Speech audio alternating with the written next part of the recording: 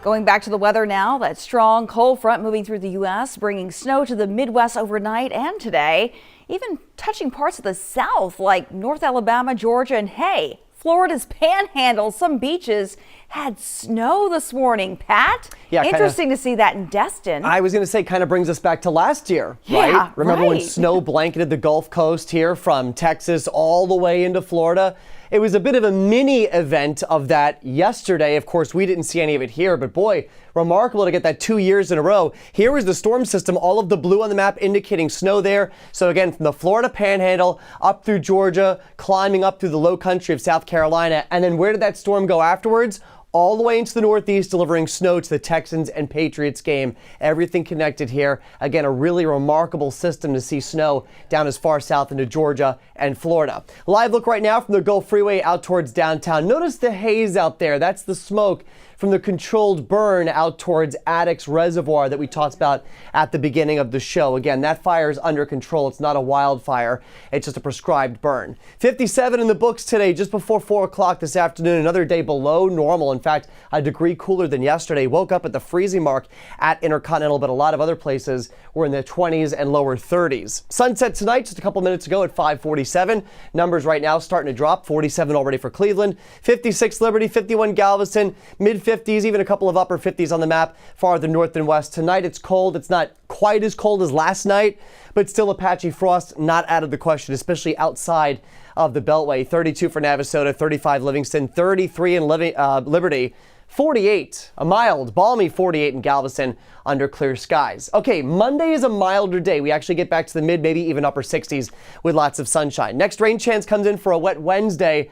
And then I teased this at the beginning of the show, and it's really something I think that we're going to be talking about a lot over the next few days. So it's a forecast that I'm urging you to stay on top of.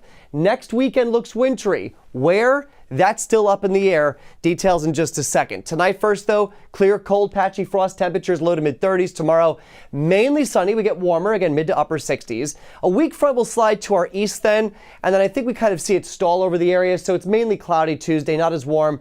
But we also don't see any rain. It's a dry day despite the cloud cover.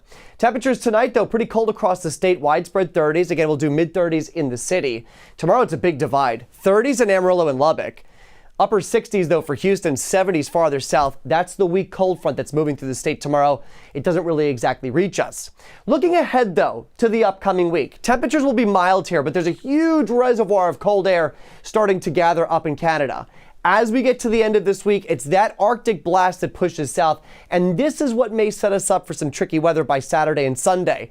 Climate Prediction Center also in line with this forecast here through the end of the month. Colder than normal weather here spills south into Texas. That continues getting into the beginning of February as well, mainly focused to the east, but we're on the edge there. And look at the high temperature forecast here. We stay near average through Wednesday, small warming trend into Friday.